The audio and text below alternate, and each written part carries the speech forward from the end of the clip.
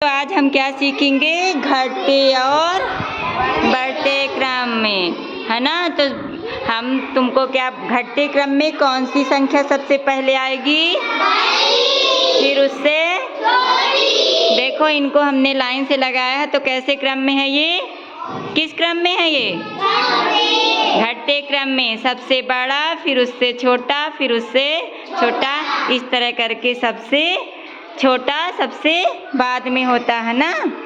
अब बढ़ते क्रम में भी इसी तरह अपन लोग कर सकते हैं ना। तो बढ़ते क्रम में क्या हो जाएगा, इसी का उल्टा, यानी कि बढ़ते क्रम में क्या हो जाएगा, सबसे पहले सबसे छोटा वाला सेट हो जाएगा, है ना। इधर से चलेंगे अपन फिर, है ना।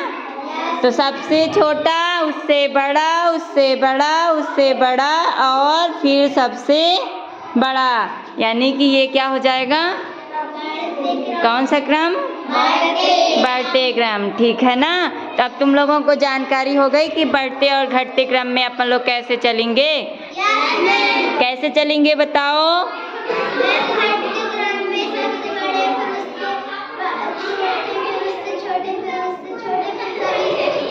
किस क्रम में, घटते क्रम में। और बढ़ते क्रम में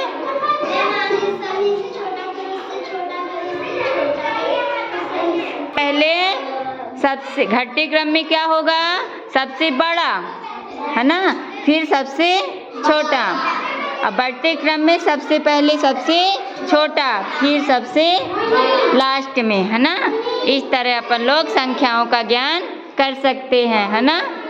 ठीक है, अच्छा यहाँ ये बताओ, जो बोर्ड में लिखी हुई है संख्या, देखो बच्चों, बोर्ड में जो जो संख्या लिखी हुई है उसमें सबसे बड़ी संख्या कौन सी है, फिर कौन सी है, 68, फिर 45, यानी कि सबसे छोटी कौन सी हो गई, और सबसे बड़ी कौन सी हो गई।